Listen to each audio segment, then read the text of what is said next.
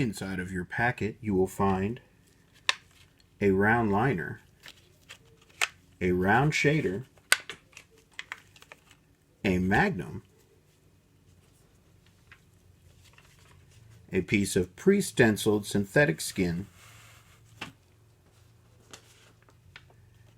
and a shading study to refer to while you complete your assignment. The first needle configuration we will be using is a 9 round liner. We're going to use this for the initial line work. The first 2 digits denote the thickness of each individual needle. This is considered a 10 gauge needle, and it is thinner than a 12 gauge needle. 10 gauge needles are considered bug pin needles.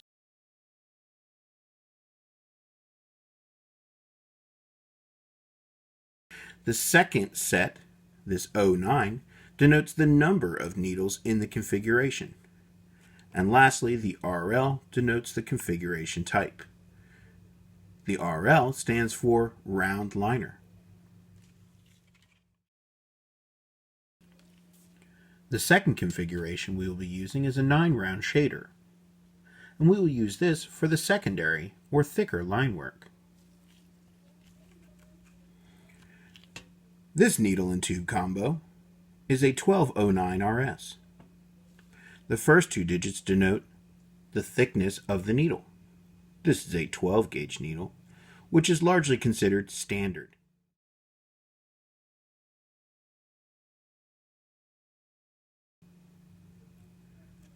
The second set of numbers denotes the number of needles in this configuration. And lastly, the last 2 letters denote the type of configuration. RS stands for round shader. Round shaders are looser and often tacked back farther than the round liner configuration. The final needle configuration we will be using to complete this tattoo assignment is the 9 Magnum. This needle and tube combo is a 1209 M1. The first 2 digits denote the thickness of each individual needle. This is a 12 gauge needle and is considered standard for most lining, coloring, and shading. The second 2 numbers are the number of needles in the configuration. For this needle and tube combo, there are 9 needles. The last 2 letters and or numbers will denote the configuration itself. This configuration type is a Magnum or M1.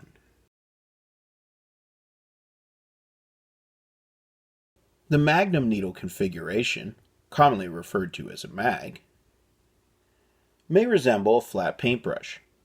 The Magnum consists of 2 rows of needles. The bottom row, for the 9 Magnum, consists of 5 needles, whereas the top row consists only of 4. Magnum needles will always come in odd number configurations. However, their stagger and spread may vary between manufacturers. We will be using our 9 mag to complete the shading of our ship. In order to use our needle and tube combo, we must first remove it from its plastic casing. If we flip it over on the paper side, you'll note this plastic tube was sterilized with EO gas. EO gas refers to ethyl oxide and is a type of chemical sterilant. Plastic tube and needle combo will remain sterile until the expiration date or unless the package is damaged. Before placing our needle and tube combo into the machine, we need to make a slight adjustment. In order to do so, we're going to remove the needle from the grip. Now, let's take a look at our needle. The needle has 2 components, the needle bar and the needle head.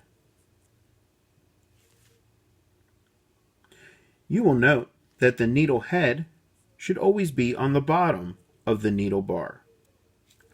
A handy way to make sure that this is correct is to observe the back end of the needle bar where it appears in a question mark shape.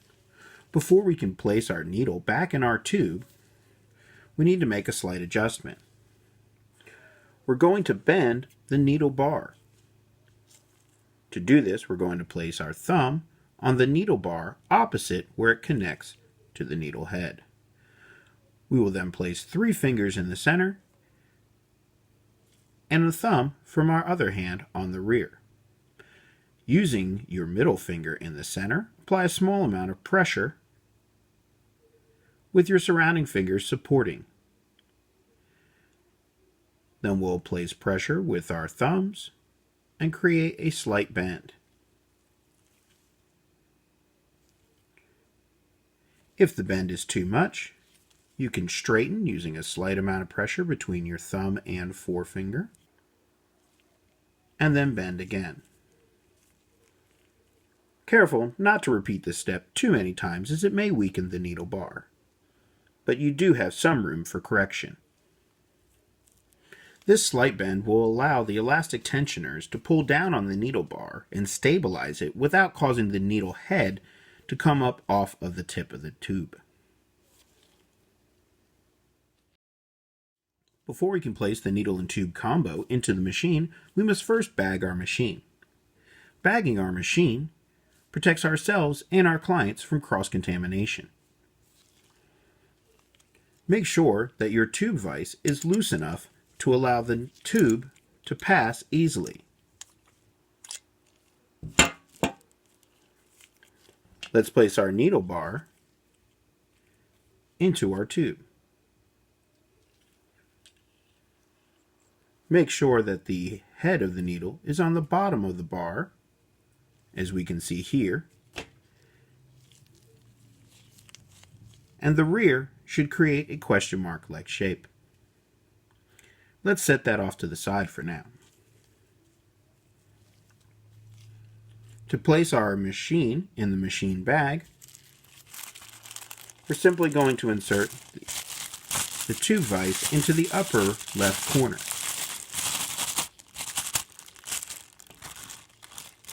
This will allow access to our clip cord, as well as room for the moving components of the machine. We're going to pinch using our thumb and index finger to apply pressure against the plastic along the tube vise. Now, let's secure our needle and tube combo by placing our thumb against the needle bar. Now we're going to push our needle bar against the plastic to pierce. Once the needle bar has penetrated the plastic and the tube has been inserted, we're going to tighten the tube vise.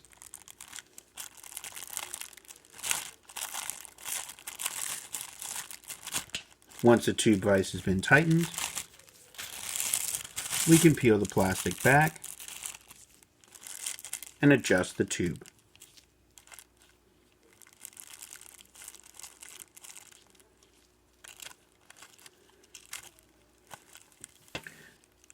Once the needle and tube combo have been inserted through the tube vise, tighten the tube vise slightly.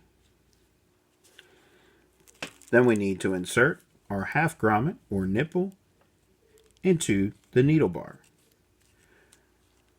Observe that the needle bar is on top of the needle head.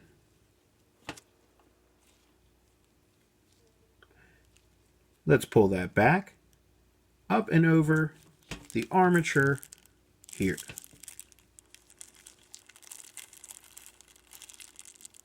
Then we adjust our tube. We want to make sure that the needles are not sticking out past the plastic when they're in a resting position. So the tip of the tube here. Tighten the tube vise. And now, let's put our elastics around the machine.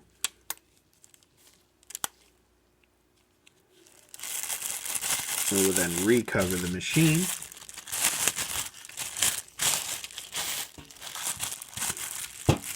And now we're ready to tattoo.